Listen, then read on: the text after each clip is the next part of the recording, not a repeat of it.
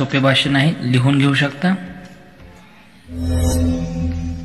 नमस्कार सर्व शिक्षक, पालक आणि माझ्या प्रिय मित्र मैत्रिणींनो, आजचा दिवस आपल्या भारतीय इतिहासातील सोनेरी दिवस आहे। 15 ऑगस्ट स्वातंत्र्य दिन 1947 साली याच दिवशी भारत स्वतंत्र झाला आणि आपल्याला स्वाभिमानाने जगण्याचा हक्क मिळाला। पण हे स्वातंत्र्य कोणाच्या आशीर्वादाने नव्हे तर लाखो देशभक्तांच्या बलिदानाने मिळाले आहे। महात्मा गांधींचा सत्याग्रह, भगतसिंगांचं बलिदान, नेताजींचं नेतृत्व, झाशीची राणी यांचे शौर्य यामुळेच आज आपण मोकळा श्वास घेऊ शकतो।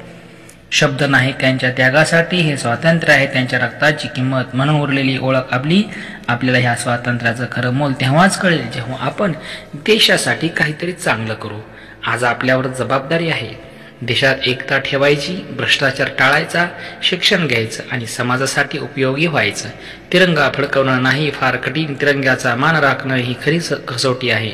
आपण भारतीय म्हणून अभिमान बाळगायला हवा, पण त्याबरोबर कर्तव्यही ओळखायला हवं। देशासाठी काही केल्याशिवाय देशप्रेम पूर्ण होत नाही। हृदयात देश, हातात काम असाच असावा भारताचा खरा भक्त एक नाम। आज या पवित्र दिवशी आपल्या देशाला सलाम करून सर्वांना स्वातंत्र्य दिनाच्या मनपूर्वक शुभेच्छा देतो आणि माझे 2 शब्द थांबतो।